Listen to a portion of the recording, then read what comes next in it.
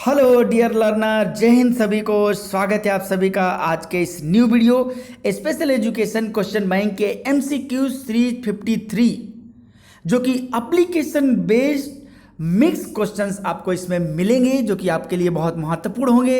इससे पहले जितने भी वीडियोज बनाए जा चुके हैं उन सभी को भी जरूर देखिए।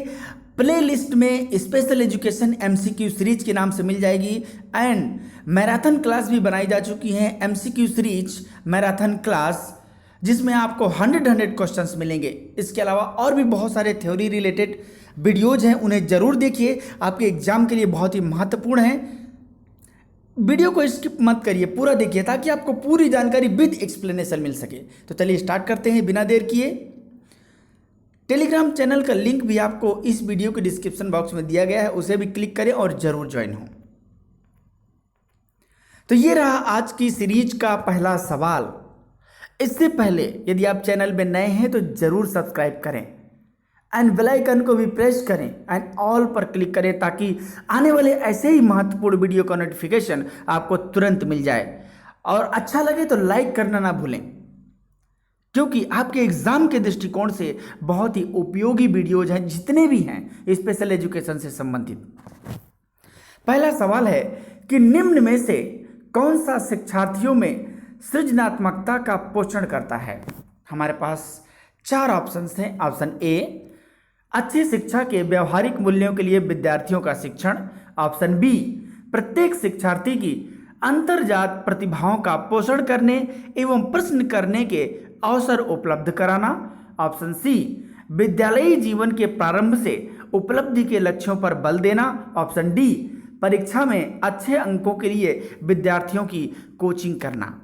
हमारे 4 ऑप्शंस में से जो सही जवाब है option B is the correct answer, क्योंकि प्रत्येक शिक्षार्थी की अंतर्जात प्रतिभाओं का पोषण करने एवं प्रश्न करने के अवसर उपलब्ध कराना, तभी व्यक्ति सृजनात्मकता बन पाएगा। देखिए, जब अवसर ही नहीं देंगे, जब कुछ करने के लिए उसे मौका ही नहीं देंगे, तो नयापन कैसे करेगा? उसकी प्रतिभाओं को हम कैसे निकालेंगे? हमें पोषण करने मतलब एक नर्चर, उसको एक जब तक वातावरण नहीं मिलेगा तब तक कैसे काम चलेगा? तो इसलिए बहुत जरूरी है, एक पोषण नहीं मिलेगा तब तक कैसे काम चलेगा। तो इसलिए हमें अवसर देना जरूरी है, और खास करके प्रश्न करने के अवसर। एक जब तक वो कहावत सुने हैं कि अवसर प्रतिभा को निखारने का आधार है, तो हमें अवसर देना चाहिए, उसको क्वेश्चन करने का अवसर देना चाहिए, क्योंकि जितनी प्रतिभा है वो किसी न किसी इन्वायरमेंट में मिलने से ही आती है, और जब अवसर देंगे तो कोई इन्वायरमेंट होगा। तो इसलिए हमारा ऑप्शन बी सही है।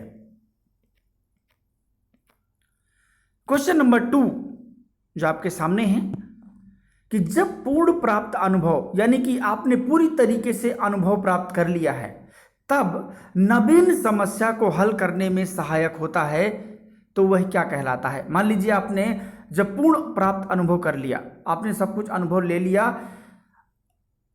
और नवीन समस्या को हल करने में वह सहायक होता है, तब उसे क्या कहते हैं? हमारे पास 4 ऑप्शन है। ऑप्शन ए, धनात्मक स्थानांतरण। ऑप्शन बी, ऋणात्मक स्थानांतरण। ऑप्शन सी, एक पक्षीय स्थानांतरण एंड ऑप्शन डी, बहुपक्षीय स्थानांतरण। यहाँ पर जो बह लिखा है वो एक हा हट जाएगा, बहुपक्षीय हो जाएगा। हमारा सही जवाब क्या होगा? Option A is the correct answer, धनात्मक स्थानांतरण है। सीधी सी बात है, जब हमने सारे अनुभव ले लिए हैं और समस्या का समाधान भी कर रहे हैं, तो हमारा एकदम पॉजिटिव है हर चीज, इसलिए option A is the correct answer. अब देखिए क्वेश्चन नंबर 3 जो आपके सामने है कि एक शिक्षक को साधन संपन्न होना चाहिए, इसका अर्थ क्या है? यानी कि एक शिक्षक एकदम मस्त हो, मस्त मतलब रिसोर्सफुल हो, तो इसका क्या अर्थ है? तो हमारे पास 4 ऑप्शन है। ऑप्शन ए, उनके पास पर्याप्त धन संपदा होनी चाहिए ताकि उसे शिक्षण देने की जरूरत ना पड़े। ऑप्शन बी, उनका अधिकारियों के उच्च स्तर से संपर्क होना चाहिए। ऑप्शन सी, उनको अपने विद्यार्थियों की समस्याओं को हल करने का पर्याप्त ज्ञान होना चाहिए। ऑप्शन डी, विद्यार्थियों के बीच उनकी प्रसिद्धि होनी चाहिए। हमारा सही जवाब क्या होगा? Option C is the correct answer, उनको अपने विद्यार्थियों की समस्याओं को हल करने का पर्याप्त ज्ञान होना चाहिए। अरे साधन संपन्न का मतलब पैसे रुपयों से थोड़ी है, अच्छी शक्तिशाली शरीर से थोड़ी है। अरे उनके पास इतना ज्ञान होना चाहिए, इतनी समझ होनी चाहिए कि कम से कम विद्यार्थियों की समस्याओं को हल कर सके। उसी को एक अच्छा शिक्षक और साधन संपन्न शिक्षक कहते हैं।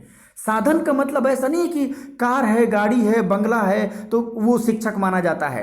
एक अच्छा शिक्षक वही है जो विद्यार्थियों की समस्याओं को हल कर सके, वही एक अच्छा शिक्षक माना जाता है। उसी को अच्छा मानते हैं कि साधन संपन्न शिक्षक है, यानी कि उसके ज्ञान का जो एक बेहतरीन संरचित, उसको जो संरचना बना लिया है, उसको जो पिरोया है, वो उसकी वजह से समस्याओं का समाधान करता है। उसकी हम साधन की बात कर रहे हैं, उसके हम साधन संपन्न की बात कर रहे हैं। इसलिए ऑप्शन सी करेक्ट है। क्वेश्चन नंबर 4 देखिए जो आपके सामने है कि जब एक निर्योग्यता बच्चा पहली बार समावेशी विद्यालय आता है तो शिक्षक को क्या करना चाहिए। निर्योग्यता का मतलब समझते हैं, कोई डिसेबल्ड बच्चा या मान लीजिए ऐसा बच्चा जो किसी न किसी समस्या से ग्रसित है, अगर पहली बार समावेशी विद्यालय में आता है तो आप क्या करेंगे। हमारे पास 4 ऑप्शन है। ऑप्शन ए, प्रवेश परीक्षा लेनी चाहिए। ऑप्शन बी, बच्चे की निर्योग्यता के अनुसार उसे विशेष विद्यालय में भेजने का प्रस्ताव देना चाहिए। ये पहला भी गलत है, दूसरा भी गलत है। ऑप्शन सी, उसे अन्य विद्यार्थियों से अलग रखना चाहिए। क्यों भैया, समावेशी विद्यालय की बात करते हैं कि समाज के प्रत्येक वर्ग को जोड़ना चाहिए और मुख्य धारा से जोड़ना चाहिए, तो ये ऊपर के ए बी सी तीनों गलत है। अब हमारा सही क्या होगा। Option D is the correct answer, यानी कि सहकारी योजना विकसित करने के लिए बच्चे के माता पिता के साथ चर्चा करनी चाहिए। देखिए, कोऑपरेटिव प्लानिंग और कोऑपरेटिव लर्निंग जो होती है ना, ये इंक्लूसिव एजुकेशन के प्रैक्टिसेस हैं, यानी कि एक बेहतर बनाने के लिए इंक्लूसिव एजुकेशन को ये सब एक्टिविटी की जाती हैं। तो जब समावेशी विद्यालय में आता है तो माता से चर्चा करेगा। वो तीनों ऑप्शन सही नहीं है। ये बच्चा कैसा है, क्या है, किस तरीके से है, उसके बारे में पूरी जानकारी लेगा और तब जा कर के बेहतर चर्चा करेगा माता पिता से, क्योंकि एक अच्छी योजना के साथ कि किस तरीके से इसको जोड़ा जाए। क्योंकि माता पिता के पास बच्चा अधिक समय तक रहता है। जितनी ज़्यादा विशेषताओं के बारे में बच्चे की माँ बाप या परिवार जानता है, उतना शिक्षक नहीं जान सकता इतना जल्दी। इसलिए उसे वहाँ चर्चा करना चाहिए, तभी वो एक बेहतर स्ट्रेटेजी बना सकता है, बेहतर प्लानिंग कर सकता है। इसलिए क्वेश्चन नंबर 4 का हमारा जो सही जवाब है option D is the correct answer. अभी देखिए क्वेश्चन नंबर 5 कि प्रतिभाशाली बालकों की पहचान की जा सकती है। हमारे पास 4 ऑप्शन हैं। ऑप्शन ए, बुद्धि परीक्षण द्वारा। ऑप्शन बी, उपलब्धि परीक्षण द्वारा। ऑप्शन सी, अभिरुचि परीक्षण द्वारा। ऑप्शन डी, ये सभी। हमारा सही जवाब क्या होगा। Option D is the correct answer, सभी के द्वारा।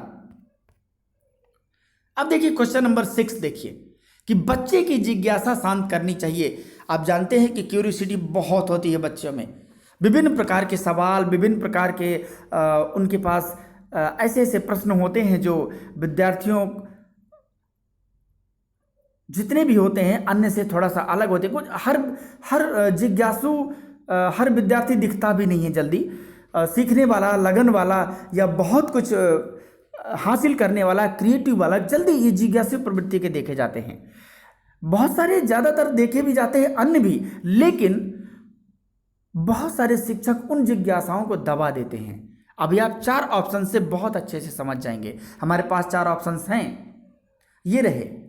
बच्चे की जिज्ञासा शांत करनी चाहिए। ऑप्शन ए, जब शिक्षक फुर्सत में हो। अब भैया फुर्सत में होगा तभी शांत करेंगे, जिस समय पूछे करें क्यों नहीं करेंगे। ऑप्शन बी, जब विद्यार्थी फुर्सत में हो। ऐसा थोड़ी होता है। ऑप्शन सी, कुछ समय के पश्चात। ऑप्शन डी, तत्काल, जब विद्यार्थी द्वारा जिज्ञासा की गई हो। शिक्षक की यही वास्तविक क्वालिटी है। हमारा सही जवाब क्या होगा। Option D is the correct answer.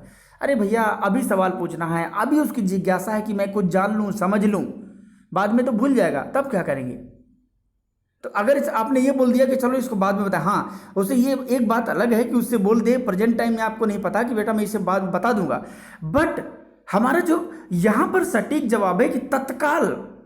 अगर बच्चा आपके पास आ रहा है तो हमेशा तत्काल जवाब देना चाहिए, लापरवाही नहीं करनी चाहिए। उससे बच्चे का जो एक बिल्ड हो रहा है, मेंटल डेवलपमेंट होगा, उसकी जो समझ में आएगा, जो सवाल उसके अंदर गूंज रहा है उसकी समझ पैदा हो जाएगी, विकसित हो जाएगी, जिससे वो आगे के लिए प्रिपेयर हो जाएगा। क्वेश्चन नंबर 6 का सही जवाब ऑप्शन डी। क्वेश्चन नंबर 7 देखिए कि प्रतिभाशाली बच्चों के संदर्भ में एक्सेलरेशन का अर्थ है संवर्धन की बात कर, ध्यान दीजिएगा एक्सेलरेशन वर्ड किस लिए यूज किया जाता है। हमारे पास 4 ऑप्शन हैं। ऑप्शन ए, ऐसे विद्यार्थियों को वर्तमान स्तर या ग्रेड में प्रोन्नत करना। ऑप्शन बी, आकलन की प्रक्रिया का संवर्धन करना। ऑप्शन सी, शैक्षणिक गतिविधियों के संपादन में संवर्धन करना। ऑप्शन डी, सह शैक्षिक गतिविधियों के संपादन की गति को बढ़ाना। हमारा सही जवाब क्या होगा? Option A is the correct answer. ऐसे विद्यार्थियों को वर्तमान स्तर या ग्रेड में प्रोन्नत करना। अब वर्तमान स्तर मान लीजिए कि पहले कुछ चाहिए, अगली कक्षा के भी समस्याओं को हल कर देता है, तो यानी कि वर्तमान में उसका स्तर क्या है? बेहतर है, तो हमें उसको एक्सेलरेट करना चाहिए, तो यानी कि उसको प्रोन्नत करना चाहिए या उसको वर्तमान स्तर को देखते हुए आगे बढ़ा देना चाहिए। तो ये हमारा इसीलिए ऑप्शन ए सही है। आकलन की प्रक्रिया का संवर्धन करना, ये उसका संवर्धन नहीं है। जो सी ऑप्शन है शैक्षणिक गतिविधियों के संपादन, अगर आप थोड़ा सा इनहेंस कर देंगे, एक्टिविटी को कंडक्ट कर लेंगे, तो उससे उसमें क्या फर्क पड़ेगा? अगर को करिकुलर एक्टिविटीज लागू कर देंगे तो क्या पड़ेगा? लेकिन क्योंकि उसका वर्तमान स्तर इस तरीके का है, इसके बारे में अगर पूरी डिटेल पढ़ेंगे तो आपको एक्सेलरेशन के बारे में बहुत अच्छे से समझ में आ जाएगा कि वास्तव में संवर्धन का क्या मतलब होता है। इसलिए हमारा ऑप्शन 7, क्वेश्चन नंबर 7 का सही जवाब option A is the correct answer. Question number 8 देखिए कि एक शिक्षक के लिए सबसे महत्वपूर्ण घटक कौन से हैं? एक शिक्षक के लिए हमारे पास 4 ऑप्शन हैं। ऑप्शन ए, कक्षा में अनुशासन बनाए रखना। ऑप्शन बी, कक्षा में समयानुवर्ती होना। ऑप्शन सी, विद्यार्थियों की कठिनाइयों को दूर करना। ऑप्शन डी, एक सुवक्ता होना। सुवक्ता मतलब एक तो होता है वक्ता, मतलब बोलने वाला या जो व्याख्यान देने वाला, सुवक्ता मतलब बहुत अच्छे से व्याख्यान देने वाला। तो हमारा सही जवाब क्या होगा? Option C is the correct answer, विद्यार्थियों की कठिनाई को दूर करना। अरे भैया, शिक्षक का सबसे बड़ा महत्वपूर्ण घटक तो यही है। अगर विद्यार्थियों की समस्याओं को ही दूर ना कर सका तो शिक्षक किस बात का? जिस लेवल का, जिस स्तर का शिक्षक है, उस स्तर के विद्यार्थियों की समस्याओं को दूर करना ये उसकी जिम्मेदारी है। और अगर उस जिम्मेदारी का भी सही से निर्वहन नहीं होता तो हमें अपडेट रहना चाहिए, हमें सीखना चाहिए। मीन्स अगर शिक्षक अपडेट रहेगा तो विद्यार्थियों की समस्याओं का समाधान अवश्य करेगा। तो इसलिए, लेकिन यहां पर जो है एक बेहतर घटक यही है। बाकी अच्छा वक्ता बन जाएगा तो ऐसा नहीं कि केवल वक्ता बन जाएगा, लेकिन एक अच्छा समस्या समाधान करता नहीं है, एक अच्छा सॉल्वर नहीं है। एक अच्छा ऑब्जर्वर तो है, एक अच्छा सॉल्वर नहीं है। और अगर टीचर एक अच्छा सॉल्वर नहीं होता तो इसका मतलब उसका एक घटक गायब है, जो कि बहुत बड़ा एस्पेक्ट है। इसलिए क्वेश्चन नंबर 8 का option C is the correct answer. Question number 9 देखिए कि निम्नलिखित में से कौन सा कथन शिक्षण के बारे में सत्य नहीं? ध्यान दीजिएगा, टीचिंग के बारे में एकदम सत्य नहीं है। हमारे पास 4 कथन होंगे, ये देखिए हमारे पास 4 ऑप्शंस हैं। पहला कि शिक्षण में सुधार किया जा सकता है, बिल्कुल किया जा सकता है। ऑप्शन बी, शिक्षण औपचारिक और अनौपचारिक है, बिल्कुल है। ऑप्शन सी, अध्यापन विज्ञान भी है और कला भी है, जी हाँ बिल्कुल। ऑप्शन डी, शिक्षण अनुदेशन है, ये बिल्कुल नहीं है, क्योंकि टीचिंग और इंस्ट्रक्शन दोनों में बहुत अंतर होता है। इंस्ट्रक्शन में केवल शिक्षक एक्टिव रहता है, टीचर एक्टिव रहता है या निर्देश देने वाला एक्टिव रहता है, बट टीचिंग में टीचर और स्टूडेंट दोनों एक्टिव रहते हैं। अगर दोनों एक्टिव नहीं रहेंगे तो उसे टीचिंग नहीं कहते, उसे फिर इंस्ट्रक्शन कहते हैं, ये ध्यान रखिएगा। तो इसलिए क्वेश्चन नंबर 9 का हमारा सही जवाब क्या होगा? Option D is the correct answer. Question number 10 देखिए कि एक अच्छा अध्यापक विद्यार्थियों के मध्य बढ़ावा देता है। अगर आप एक अच्छे टीचर हैं तो विद्यार्थियों के मध्य क्या बढ़ावा देंगे?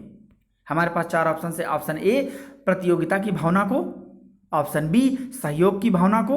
ऑप्शन सी, प्रतिद्वंदिता की भावना को। ऑप्शन डी, तटस्थता की भावना को। हमारा सही जवाब क्या होगा? Option B is the correct answer, सहयोग की भावना को। बिल्कुल, सहयोग की भावना को ये देना बहुत जरूरी है। एक अच्छे शिक्षक विद्यार्थियों के मध्य बढ़ावा देना चाहिए, क्योंकि ये सहयोग की भावना बेहतर है। हाँ, आप प्रतिद्वंदिता की भावना रख सकते हैं, प्रतियोगिता की, कंपटीशन की रख सकते हैं, लेकिन यहां पर जो हमारा सही पॉजिटिव रूप में है वो सहयोग की भावना है, क्योंकि विद्यार्थी प्रतिद्वंदी का, कंपटीशन का क्या मतलब समझता है ये उसको उस समय समझ में नहीं आएगा। तो इसलिए क्वेश्चन नंबर 10 का हमारा सही जवाब ऑप्शन बी होगा। अब देखिए क्वेश्चन नंबर 11, प्रश्न 11वां जो आपके सामने है कि बच्चों में नैतिकता की स्थापना के लिए सर्वोत्तम मार्ग है। यानी कि अगर आप मोरालिटी डेवलप करना चाहते हैं, स्थापना करना चाहते हैं बच्चों में, तो सर्वोत्तम मार्ग क्या है? हमारे पास 4 ऑप्शन हैं। ऑप्शन ए, उन्हें धार्मिक पुस्तकें पढ़ाना। ये बिल्कुल अच्छा मार्ग नहीं है। इसको पढ़ करके आजकल हमेशा नुकसान ही हो रहा है। बच्चे केवल धर्म की ओर बढ़ते चले जा रहे हैं, इंसानियत और मानवता बिल्कुल खत्म होती चली जा रही है। इससे भी अगर धर्म की अच्छी जानकारी दी जाए, अब बेहतर एक अच्छे समझ के अनुसार जानकारी दी जाए और वास्तव में कोई धर्म को अच्छा पढ़ाने वाला हो तो ठीक है।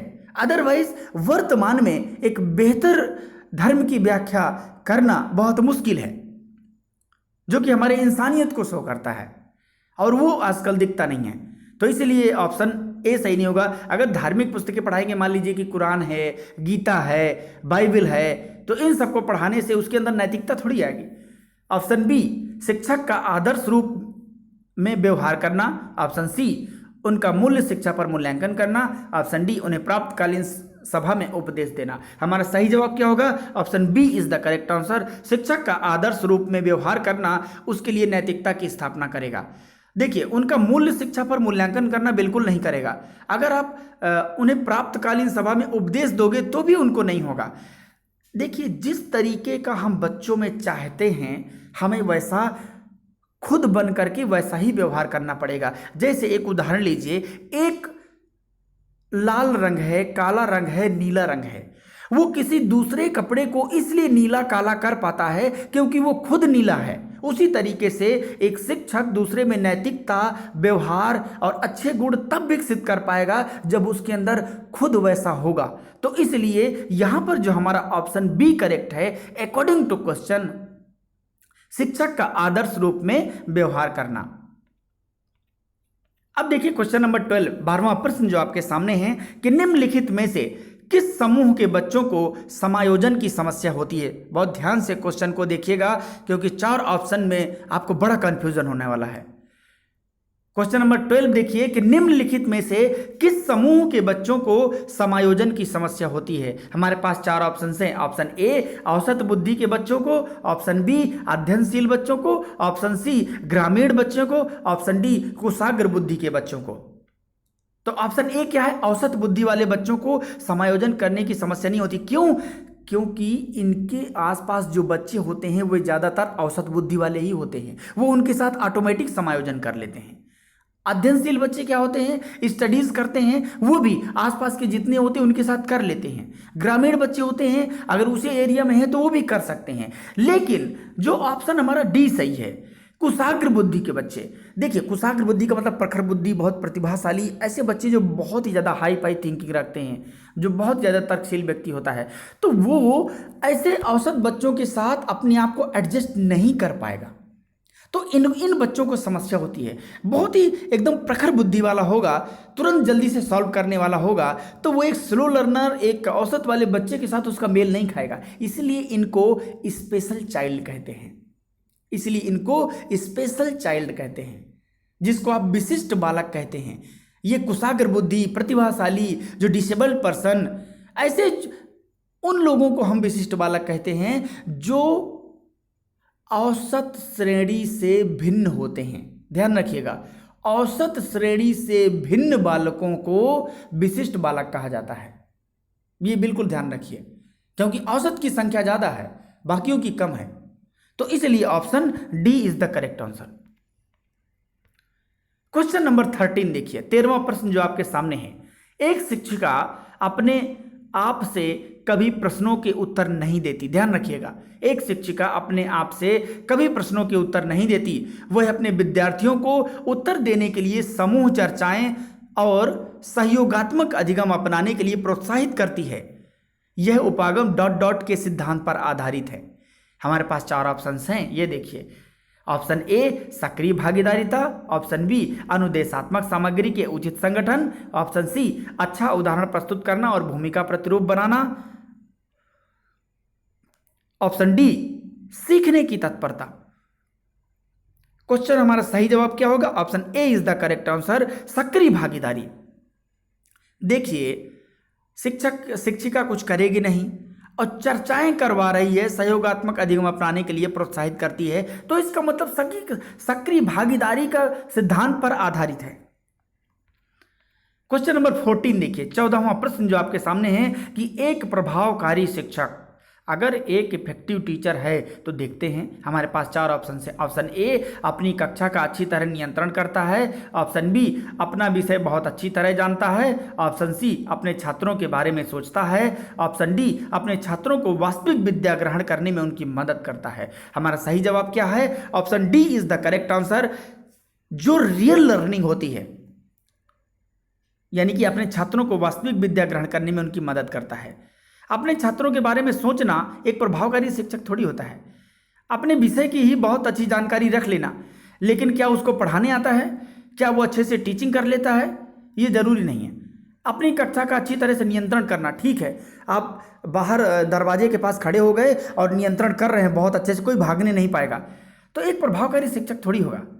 अगर अपने छात्रों को वास्तविक विद्या या शिक्षा या ज्ञान को ग्रहण करने में आप उनकी मदद करेंगे तो एक प्रभावकारी शिक्षक होता है, यानी कि आपका प्रभाव वहां पर पड़ेगा सकारात्मक रूप में, और हम हमेशा सकारात्मक आंसर को खोजते हैं, इसलिए option D is the correct answer.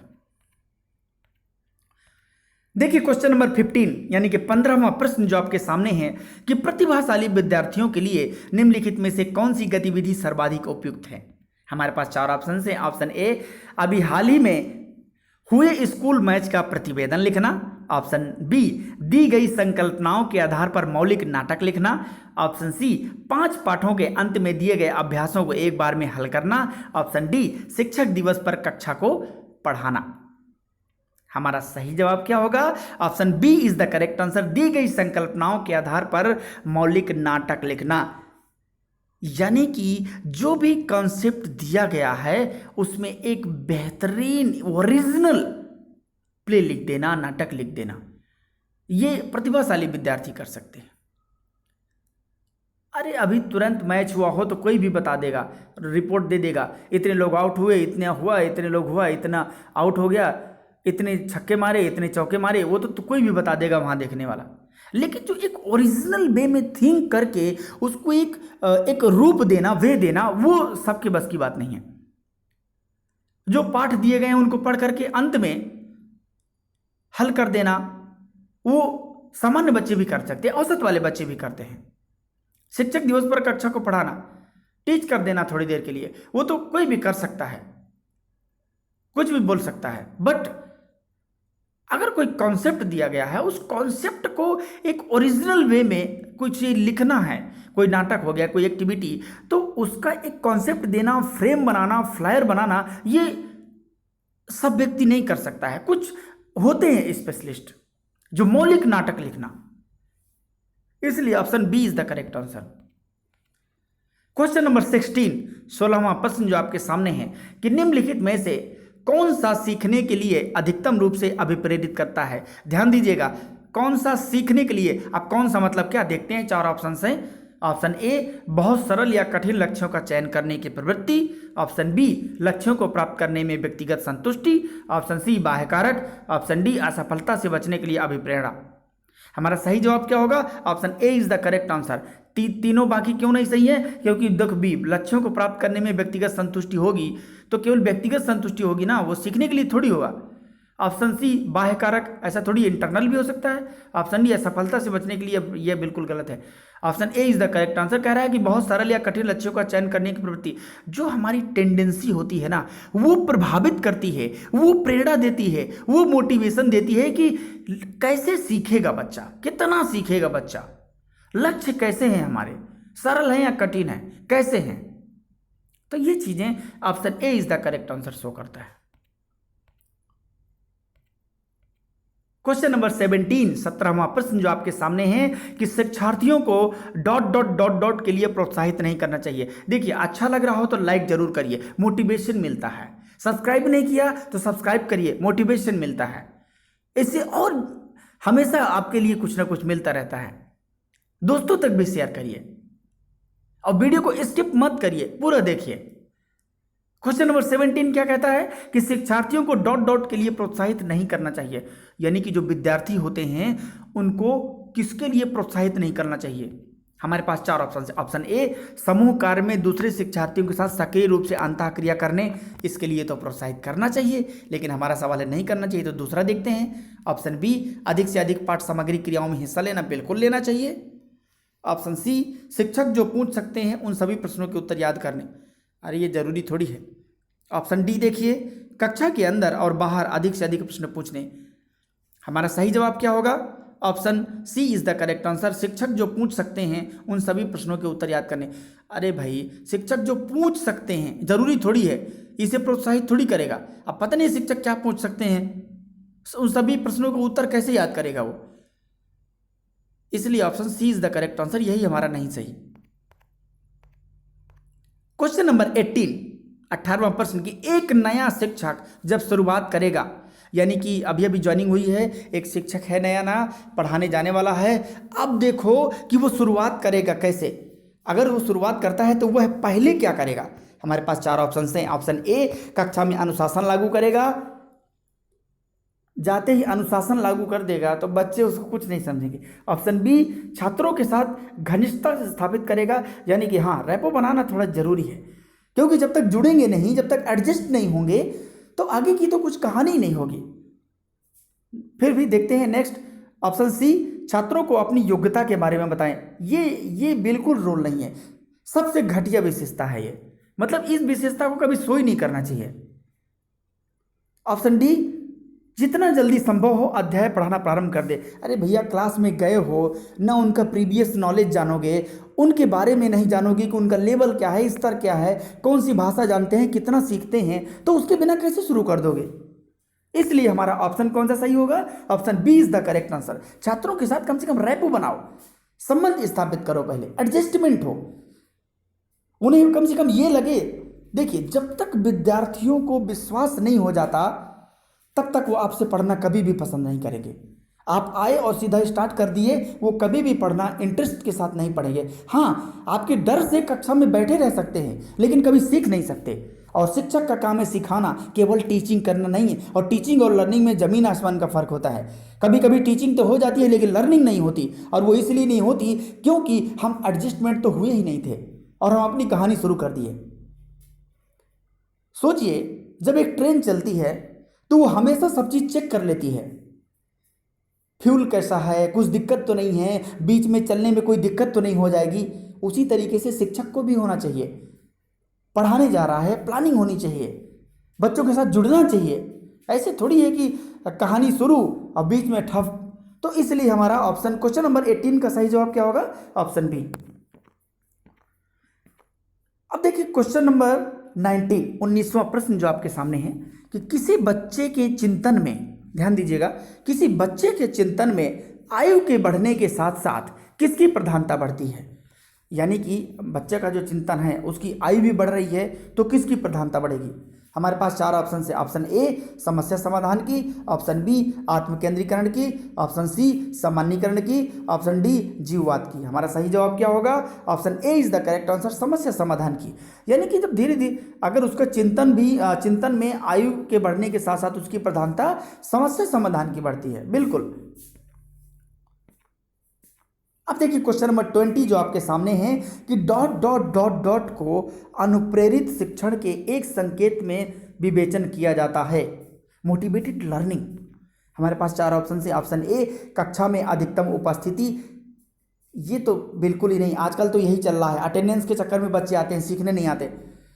Option B देखिए, शिक्षक द्वारा दिया गया उपचारात्मक कार्य, बिल्कुल नहीं। ऑप्शन सी, विद्यार्थियों द्वारा प्रश्न पूछना।